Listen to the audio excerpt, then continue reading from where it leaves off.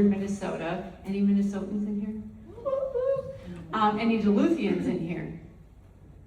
Matt, hi love. So a couple things about my work there. As a clinical director, I had an opportunity to serve and work with folks for over 20 years. It was one of the great joys of my life.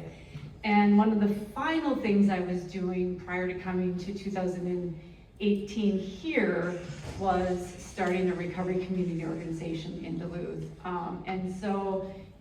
Peer recovery services, what we're doing here, how we are incorporating it into the work that we do in treatment courts is incredibly important. I'm just here to support Dr. Mo, who is the expert and brilliant. You are going to love her and everything she brings to this space today. Thank you, I appreciate that. So as she said, I'm Dr. Mo. I work at the University of South Dakota, and I'm a professor in the Addiction Counseling and Prevention Department.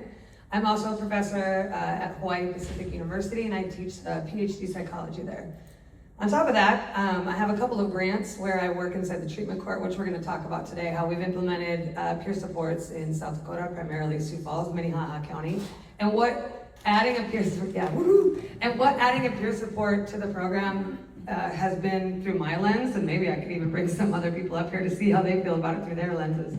But I'm also the executive director of a nonprofit called Midwest Street Medicine, and we do medical, mental health, addiction, and cultural care on the streets with people experiencing homelessness. And we really implemented the street medicine model kind of inside the treatment courts and how we can help people have access to all the things that they need as they're getting into the courts as another support for them. I know sometimes organizations say like, oh, they're already getting support from our organization.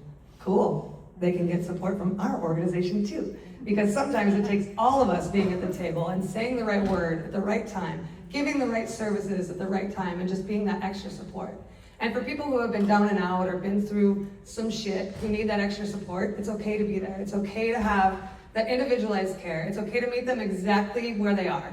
And sometimes that means on the corner of the street, sitting on the curb, having a conversation in 100-degree heat in South Dakota, or -30 on the street corner in South Dakota, right? It can look like just all of the things, but being able to meet people where they're at is so important.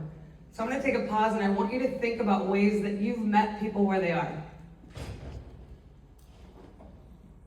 What are some things that you've done to actually meet people exactly where they're at in your profession, where you show up at the table for people? Go to where they're at. Meet them where they're at. Mm-hmm.